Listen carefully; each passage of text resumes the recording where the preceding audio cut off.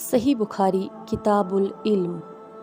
ایک بار نبی کریم صلی اللہ علیہ وسلم لوگوں میں بیٹھے ہوئے ان سے باتیں کر رہے تھے۔ اتنے میں ایک دیہاتی آپ صلی اللہ علیہ وسلم کے پاس آیا اور پوچھنے لگا کہ قیامت کب آئے گی۔ آپ صلی اللہ علیہ وسلم اپنی گفتگو میں مصروف رہے۔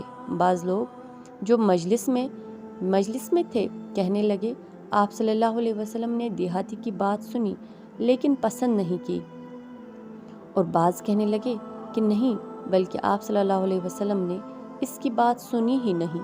جب آپ صلی اللہ علیہ وسلم اپنی باتیں پوری کر چکے تو میں سمجھتا ہوں کہ آپ صلی اللہ علیہ وسلم نے یوں فرمایا، وہ قیامت کے بارے میں پوچھنے والا کہاں گیا؟ اس دیہاتی نے کہا، یا رسول اللہ صلی اللہ علیہ وسلم، میں موجود ہوں۔ آپ صلی اللہ علیہ وسلم نے فرمایا کہ جب امانت یعنی ایمانداری دنیا سے اٹھ جائے تو قیامت قائم ہونے کا انتظار کر۔